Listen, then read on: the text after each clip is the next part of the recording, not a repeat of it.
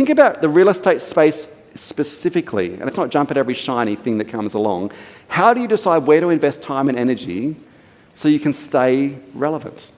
As the market continues to change, and maintaining momentum in the industry is going to be about realising what's sensible to invest in and not getting distracted by all the bright, shiny things. I would suggest, when it comes to AI in the next few years for all of you in the room, you need to think about it as being one of two things. If you're going to invest time and energy and money into it, it needs to be either a painkiller or a multivitamin.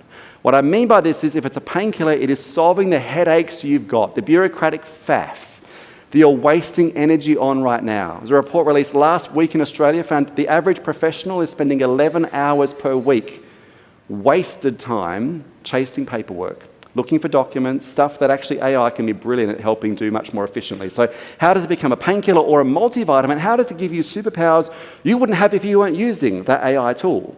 Now, a couple of tools I'm noticing working back in Oz with a few of the agencies over there. One that's interesting is Box Brownie, so using this for virtual staging. So you can actually turn around rooms that are empty, but for listings, you can actually have them, if you've got multiple demographics you're marketing that property to, different aesthetics and styles, you can digitally dress that room for about $4 or $5, sometimes $6 an image, turns around in a few hours. And it's rapid, like rapid-fire staging of properties digitally, which is using some very clever spatial AI. Another tool is this one called Propic. It's extraordinary. Propic does a whole bunch of stuff, but what I think is most impressive, get this, it scans the 14 million properties in Australia every day using AI and sentiment analysis to figure out which of those people have a high likelihood of wanting to list in the coming 4 to 6 months.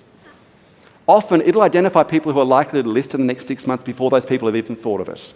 And what it then does is it feeds into your CRM to give you prompts to reach out to those people, even giving you ideas of the sort of things that you could say that'll be most relevant for that person. This is incredibly cool tech. Now, we could spend more time talking about the tech. I don't want to get too bogged down in that. But one of the things I did 2 weeks ago, I did a feature on the morning show back home all around AI, specifically in real estate. Now, idiot me, I put a QR code in as the next slide that'll take you to this, because I would say just watch, it's only 6 or 7 minutes, but it'll give you a deep dive about AI, who's doing what right now from a real estate standpoint.